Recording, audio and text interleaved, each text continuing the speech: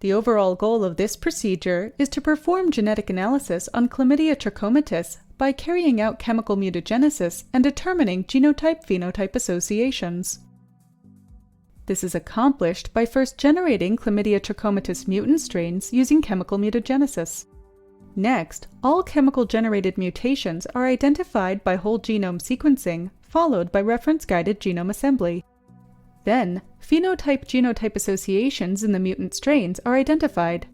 Finally, the phenotype-genotype associations are confirmed by generating recombinant strains and analyzing them.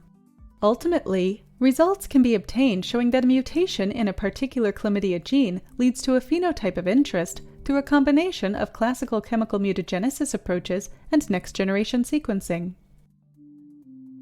There are currently no methods available for gene replacement in chlamydia, and molecular genetic tools for its study are in their infancy.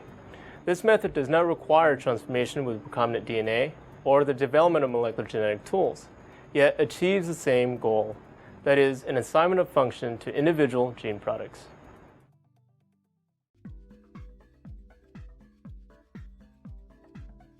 To prepare cultured cells, seed approximately 1 × 10⁶ viro cells per 25 cm squared in 3 milliliters of DMEM supplemented with 10% FBS.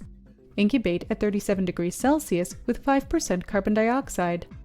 When the cells reach confluency about 24 hours later, aspirate the medium and infect the cells with chlamydia at a multiplicity of infection of 5 in a total volume of 3 milliliters of DMEM FBS containing 200 nanograms per milliliter of cyclohexamide.